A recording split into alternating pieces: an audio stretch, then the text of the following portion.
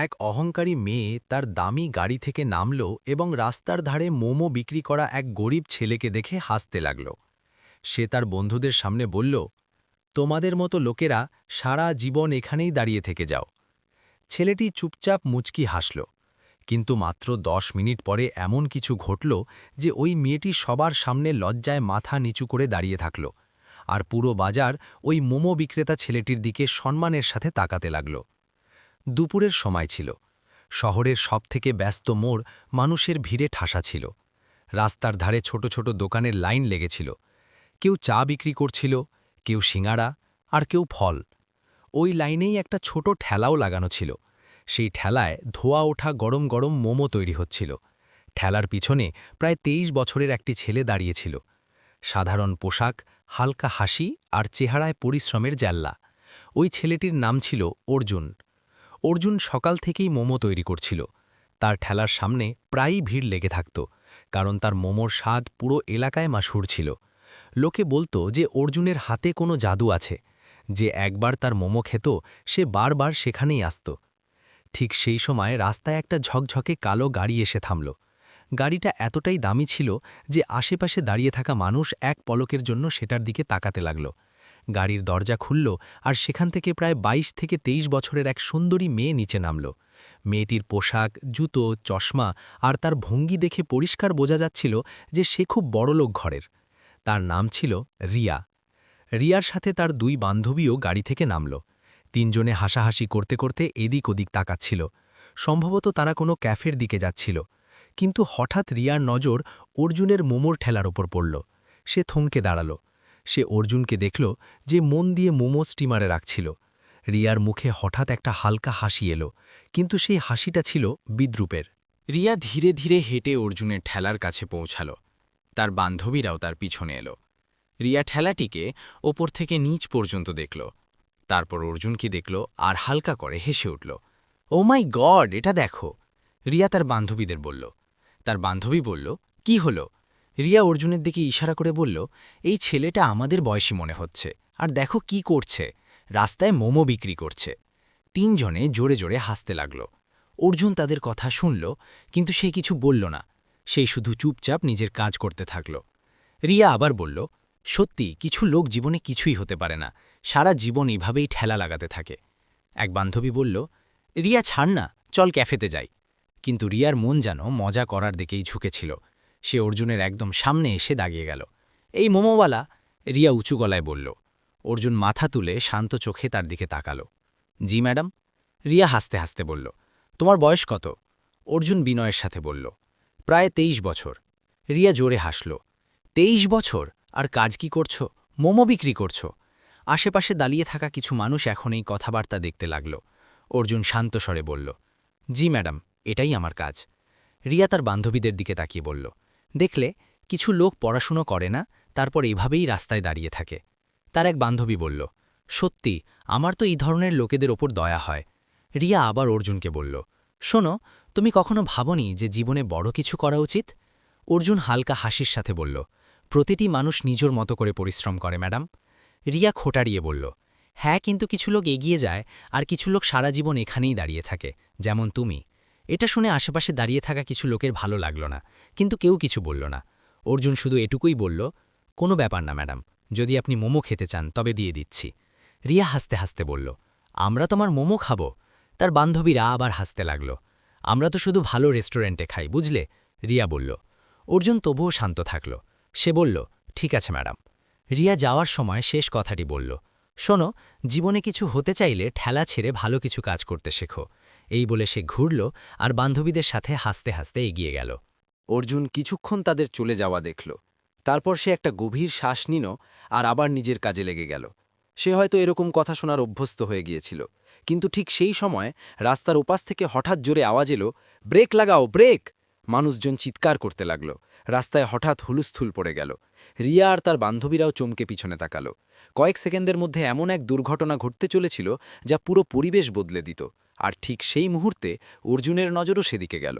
রাস্তার অন্য পাশে হঠাৎ জোরে আওয়াজ এলো। একটা বাইক খুব দ্রুত গতিতে আসছিল, আর তার সামনে হঠাৎ একটা ছোট বাচ্চা রাস্তা পার হতে লাগল। মানুষজন জোরে জোরে চিৎকার করতে লাগল। রিয়া আর তার বান্ধবীরাও ঘাবড়ে গেল। বাইক আরোহী ছেলেটি হঠাৎ ব্রেক কষতে লাগল, কিন্তু বাইকটি পিছলে গেল। বাইকটি ঘোষটাতে ঘোষটাতে সরাসরি বাচ্চাটির দিকে এগিয়ে যাচ্ছিল।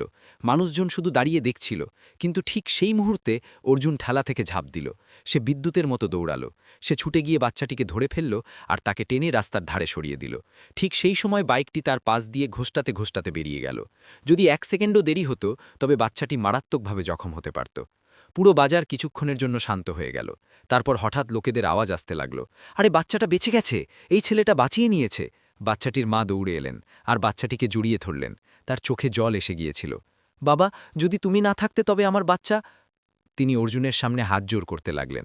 অর্জুন তৎক্ষণাৎ বলল, আরে না না আন্টি, এমন করবেন না, বাচ্চাটি ঠিক আছে, এটাই বড় কথা। রিয়া এই সব কিছুটা দূর থেকে দেখছিল। তার মুখে এখন আর আগের সেই হাসি ছিল না। সে কিছুটা অবাক হয়েছিল, কিন্তু তবুও নিজেকে সামলে নিয়ে বান্ধবীদের বলল, চলো দেরি হয়ে যাচ্ছে, আমাদের রেস্টুরেন্টে যেতে হবে। তিনজনে আবার এগিয়ে গেল। ওদিকে অর্জুন আবার নিজের ঠালার কাছে ফিরে এলো আর আবার মোমো তৈরি করতে লাগল, যেন কিছুই হয়নি। কিন্তু বাজারের মানুষ এখন তাকে অন্য নজরে দেখছিল। কেউ বলছিল ছেলেটা খুব ভালো, কেউ বলছিল মনটাও খুব পরিষ্কার। প্রায় 10 মিনিট পর রিয়া আর তার বান্ধবীরা শহরের সবথেকে বিখ্যাত রেস্টুরেন্টের সামনে পৌঁছে গেল। রেস্টুরেন্টের নাম ছিল হাউস অফ ডাম্পলিংস। এই রেস্টুরেন্টটি শহরে খুব বিখ্যাত ছিল। এখানকার মোমো পুরো শহরে নামকরা ছিল। রেস্টুরেন্টটি বাইরে থেকে খুব চমৎকার দেখাচ্ছিল, বড় বড় কাঁচ, সুন্দর লাইটিং আর ভেতর থেকে আসা সুগন্ধ। রিয়ার এক বান্ধবী বলল, রিয়া, এখানকার মোমো তো পুরো শহরে ফেমাস। রিয়া হাসল, হ্যাঁ, সেই জন্যই তো এখানে এসেছি। তিনজনে ভেতরে চলে গেল। ভেতরের পরিবেশ খুব রাজকীয় ছিল। মানুষজন আরাম করে বসে খাচ্ছিল। ওয়েটাররা খুব ভালোভাবে পরিষেবা দিচ্ছিল। তিনজনে একটা টেবিলে বসল। ওয়েটার মেনু নিয়ে এলো। রিয়া মেনু দেখতে লাগল। ও, এখানে তো অনেক ভ্যারাইটি আছে, সে বলল। তার বান্ধবী বলল, হ্যাঁ, এখানকার মোমো খুব স্পেশাল হয়। রিয়া হাসতে হাসতে বলল, কমপক্ষে রাস্তার ওই মোমোর থেকে তো ভালোই হবে। তিনজনে আবার হাসতে লাগল। কিছু মিনিট পর তারা অর্ডার দিয়ে দিল। প্রায় 10 মিনিট পর ওয়েটার গরম গরম মোমো নিয়ে এলো। মোমোর সুগন্ধ এতটাই ভালো ছিল যে রিয়ার বান্ধবীরা খুশি হয়ে গেল। রিয়া একটা মোমো তুলে নিল আর মুখে দিল। যেমনই সে প্রথম কামড় নিল, সে কয়েক সেকেন্ডের জন্য চুপ হয়ে গেল। তার বান্ধবী বলল, কি হলো? রিয়া বলল, এটা তো খুব টেস্টি। অন্য বান্ধবী বলল, আমি বলেছিলাম না এখানকার মোমো খুব ফেমাস। তিনজনে আরাম করে খেতে লাগল। ঠিক সেই সময় রেস্টুরেন্টের ভেতরে হঠাৎ চাঞ্চল্য শুরু হলো। কিছু ওয়েটার তাড়াতাড়ি এদিক ওদিক যেতে লাগল। রিয়া অবাক হয়ে জিজ্ঞেস করল, কি হয়েছে? পাশে দাঁড়িয়ে থাকা এক ওয়েটার বলল, ম্যাডাম, আমাদের মালিক আসছেন। রিয়া হালকা করে মাথা নাড়াল আর আবার খেতে লাগল। কয়েক সেকেন্ড পর রেস্টুরেন্টের প্রধান দরজা খুলল। ভেতরে একটি ছেলে প্রবেশ করল। সে একটা পরিষ্কার শার্ট পরেছিল। তার সাথে 2-3 জন ম্যানেজারও হাঁটছিল। পুরো স্টাফ তৎক্ষণাৎ সোজা হয়ে দাঁড়িয়ে পড়ল। গুড ইভিনিং স্যার, সবাই একসাথে বলল। রিয়াও কৌতূহল নিয়ে সেদিকে তাকাল।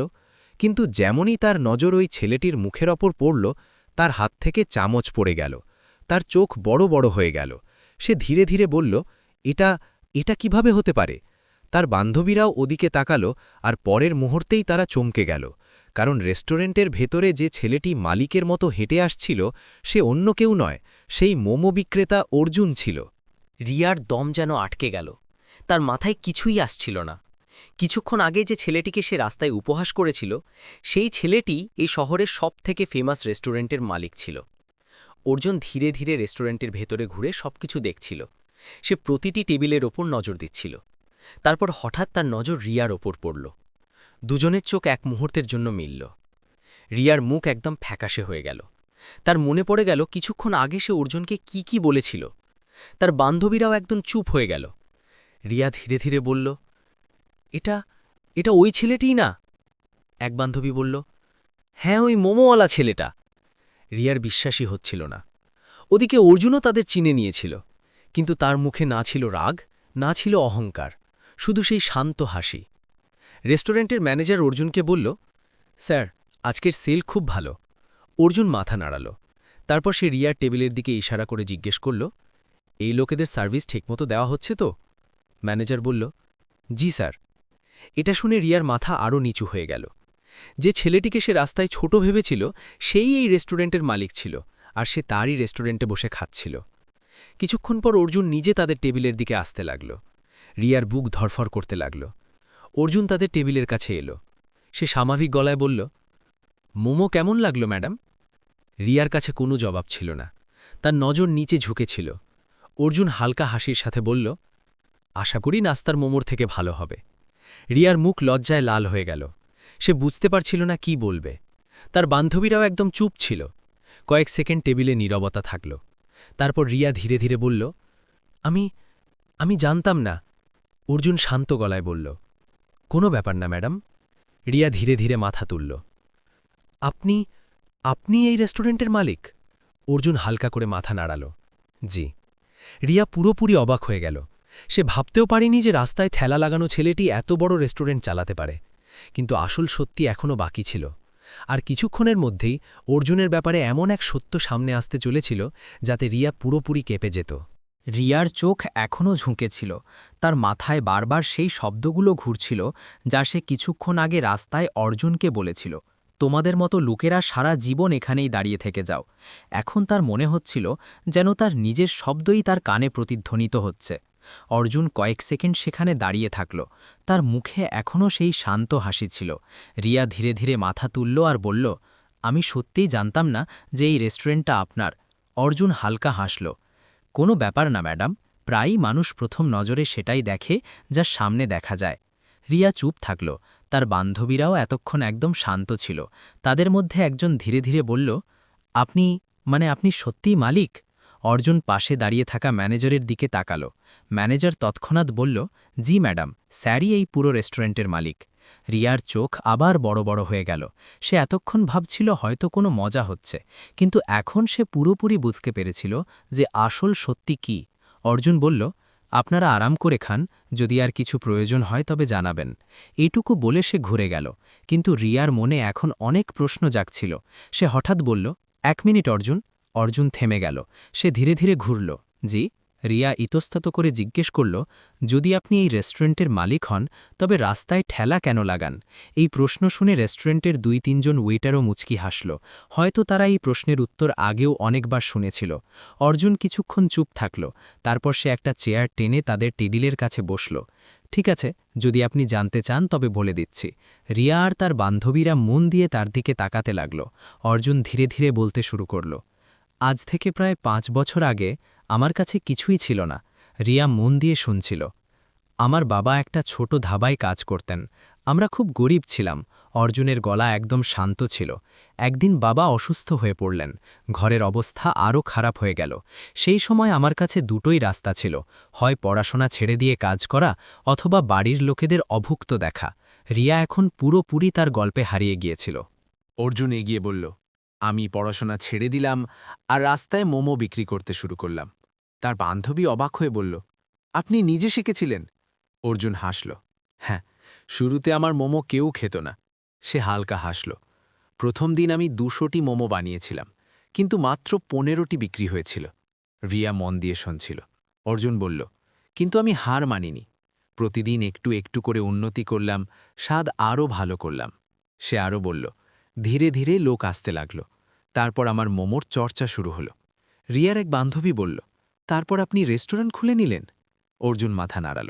না, এখনও গল্প বাকি আছে। সে বলল, 3 বছর পর্যন্ত আমি ওই ঠেলাতেই মোমো বিক্রি করলাম। দিনরাত পরিশ্রম করলাম, একটা একটা করে পয়সা বাঁচালাম। তারপর সে রেস্টুরেন্টের দিকে ইশারা করে বলল, তারপর আমি এই ছোট রেস্টুরেন্টটা খুললাম। রিয়া এদিক ওদিক তাকাতে লাগল। রেস্টুরেন্টটা ছোট ছিল না, বেশ বড় আর চমৎকার ছিল। অর্জুন বলল, কিন্তু ঠেলাটা আমি আজও বন্ধ করিনি। রিয়া জিজ্ঞেস করল, কেন? অর্জুন হাসল, কারণ ওটাই আমার আসল পরিচয়। ওই ঠেলাই আমাকে এখানে পৌঁছে দিয়েছে। কয়েক সেকেন্ডের জন্য টেবিলে আবার নীরবতা নেমে এলো। রিয়ার মুখে এখন আর আগের সেই অহংকারী হাসি ছিল না। এখন সেখানে ছিল শুধু লজ্জা আর সম্মান। সে ধীরে ধীরে বলল, আমি আজ আপনাকে খুব ভুল বুঝেছিলাম। অর্জুন শান্ত গলায় বলল, এরকম প্রায়ই হয়।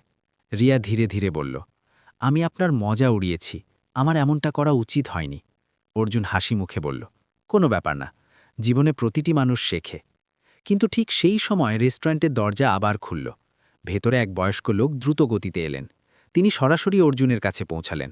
স্যার, একটা বড় খবর আছে। অর্জুন দাঁড়িয়ে পড়ল। কি হয়েছে? লোকটি বললেন, দিল্লির একটা বড় ফুড কোম্পানি আপনাকে কল করেছে। তারা আপনার মোমো ব্র্যান্ডের সাথে পুরো দেশে ফ্র্যাঞ্চাইজি খুলতে চায়। এটা শুনে পাশে দাঁড়িয়ে থাকা স্টাফেদের মুখে হাসি ফুটে উঠল। রিয়া আর তার বান্ধবীরাও অবাক হয়ে গেল। মানে অর্জুনের নাম এখন আর শুধু এই শহরে নয়, পুরো দেশে ছড়িয়ে পড়তে চলেছিল। ম্যানেজার খুশি হয়ে বলল, স্যার, এটা তো খুব বড় ব্যাপার। অর্জুন শুধু হালকা হাসল। সে শান্ত গলায় বলল, আচ্ছা ঠিক আছে, পরে কথা বলছি। তারপর সে আবার রিয়ার দিকে ঘুরল। রিয়া এখন পুরোপুরি চুপ ছিল। এখন সে বুঝতে পেরেছিল যে ছেলেটিকে সে রাস্তায় ছোট ভেবেছিল, সে আসলে তার থেকেও অনেক বড় মানুষ ছিল, এবং শুধু টাকা দিয়ে নয়, মন দিয়েও। রিয়া ধীরে ধীরে বলল, আজ আমি বুঝতে পারলাম যে মানুষকে পোশাক বা কাজ দিয়ে নয়, তার পরিশ্রম আর মন দিয়ে চেনা উচিত। অর্জুন হাসল। ব্যাস, এটুকুই বুঝে নিলে অনেক। রিয়া কয়েক সেকেন্ড তার দিকে তাকিয়ে থাকল। তারপর সে ধীরে ধীরে বলল, যদি আপনার খারাপ না লাগে তবে কি আমরা বন্ধু হতে পারি? অর্জুন হালকা হাসির সাথে বলল, কেন নয়। রিয়ার মুখে প্রথমবার একটা সত্যিকারের হাসি এলো। কিন্তু গল্পের আসল মোড় এখনও বাকি ছিল, কারণ সেই রাতেই রিয়া অর্জুনের ব্যাপারে আরও একটি সত্য জানতে পারল, যা শুনে তার মন পুরোপুরি বদলে গেল। রিয়ার মুখে এখন হালকা হাসি থাকলেও তার মনে অনেক কথা চলছিল। কিছুক্ষণ আগে পর্যন্ত সে অর্জুনকে শুধু রাস্তায় মোমো বিক্রি করা এক ছেলে ভাবছিল, আর এখন সে জানল যে ওই ছেলেটি এই শহরের সবথেকে বিখ্যাত রেস্টুরেন্টের মালিক। রিয়া আর তার বান্ধবীরা ধীরে ধীরে খাবার শেষ করতে লাগল, কিন্তু এখন রিয়ার মন খাবারে ছিল না, তার মাথা শুধু অর্জুনের কথা ভাবছিল। কিছুক্ষণ পর অর্জুন আবার তাদের টেবিলের কাছে এলো। সব ঠিক আছে তো? খাবার ভালো লেগেছে? রিয়া মাথা নাড়াল। হ্যাঁ, খুব ভালো।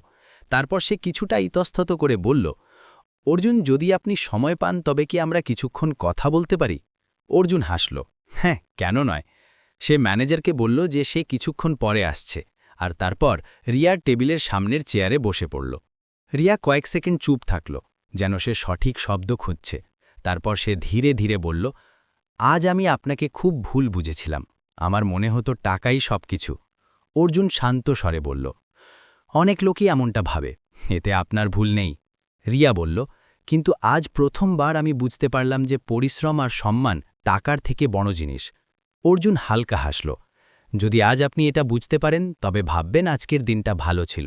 রিয়ার বান্ধবীরাও এখন অর্জুনকে খুব সম্মানের চোখে দেখছিল। ঠিক সেই সময় রেস্টুরেন্টের ভেতরে একটা ছোট ছেলে এলো। তার পোশাক খুব সাধারণ ছিল। সে সরাসরি অর্জুনের কাছে এসে বলল, ভাইয়া। অর্জুন তৎক্ষণাৎ দাঁড়িয়ে পড়ল। আরে রোহন, এসে গেছো তুমি? ছেলেটি মুচকি হাসল। রিয়া অবাক হয়ে জিজ্ঞেস করল, এটি কে? অর্জুন আদর করে ছেলেটির কাঁধে হাত রাখল। এটা রোহন, পাশের বস্তিতে থাকে। রোহন বলল, ভাইয়া, আজ স্কুলে টিচার বললেন যে আমার ফি জমা হয়ে গেছে। রিয়া চমকে গেল। ফি? অর্জুন হাসল। হ্যাঁ, আমি দিয়ে দিয়েছি। রিয়া আরও অবাক হয়ে গেল। অর্জুন আরও বলল, আসলে শুধু রোহন নয়, এরকম প্রায় 40 জন বাচ্চার ফি প্রতি বছর আমি দিই। রিয়া বিস্ময় নিয়ে জিজ্ঞেস করল, আপনি 40 জন বাচ্চার? অর্জুন শান্ত গলায় বলল, হ্যাঁ, কারণ আমি জানি গরিব অবস্থায় পড়াশোনা কতটা কঠিন হয়। রিয়া কিছুক্ষণের জন্য একদম চুপ হয়ে গেল। তার মনে অর্জুনের জন্য সম্মান আরও বেড়ে গেল। কিন্তু এখনও আরেকটি কথা বাকি ছিল। ঠিক সেই সময় রেস্টুরেন্টের বাইরে চাঞ্চল্য হল। এক বৃদ্ধা মহিলা ভেতরে এলেন। অর্জুন তাকে দেখা মাত্রই তৎক্ষণাৎ তার কাছে গেল। মা, আপনি এখানে কিভাবে? রিয়া মন দিয়ে দেখল, তিনি অর্জুনের মা ছিলেন। অর্জুন তাকে চেয়ারে বসালো আর জল দিল। রিয়া ধীরে ধীরে বলল, আপনার মা? অর্জুন মাথা নাড়াল। হ্যাঁ। মা আদর করে অর্জুনের মাথায় হাত বুলিয়ে দিলেন। বাবা, আজ আবার তুমি ঠেলায় গিয়েছিলে না? অর্জুন হাসল। হ্যাঁ মা। রিয়া এখন সব বুঝতে পারছিল। অর্জুনের মা বললেন, আমি একে কতবার বলেছি যে এখন আর ঠেলা লাগাস না, কিন্তু এ শোনাই না। অর্জুন হাসতে হাসতে বলল, মা, যদি ঠেলা না লাগাই তবে আমি আমার শুরুটা কিভাবে মনে রাখব? রিয়ার মনকে এই কথাটা ছুঁয়ে গেল। সে অনুভব করল যে অর্জুন শুধু পরিশ্রমীই নয়, বরং খুব বিনয়ীও। রিয়া ধীরে ধীরে উঠে দাঁড়াল। সে অর্জুনের কাছে এলো আর বলল, অর্জুন, আমি কি কিছু বলতে পারি? অর্জুন বলল, হ্যাঁ। রিয়া কিছুটা থেমে বলল, আজকের আগে আমি কখনো কোনো মানুষকে সঠিক পদ্ধতিতে বোঝার চেষ্টাই করিনি। আমি সব সময় টাকা আর দেখাদেখি দেখে মানুষকে যাচ করতাম। তার গলা কিছুটা আবেগপ্রবণ হয়ে গেল। কিন্তু আজ আপনি আমাকে একটা বড় শিক্ষা দিয়েছেন। অর্জুন চুপচাপ শুনছিল। রিয়া আরও বলল, আজ যদি আমি কারো দ্বারা সত্যি প্রভাবিত হয়ে থাকি তবে সেটা আপনি। অর্জুন হালকা হাসল। ধন্যবাদ।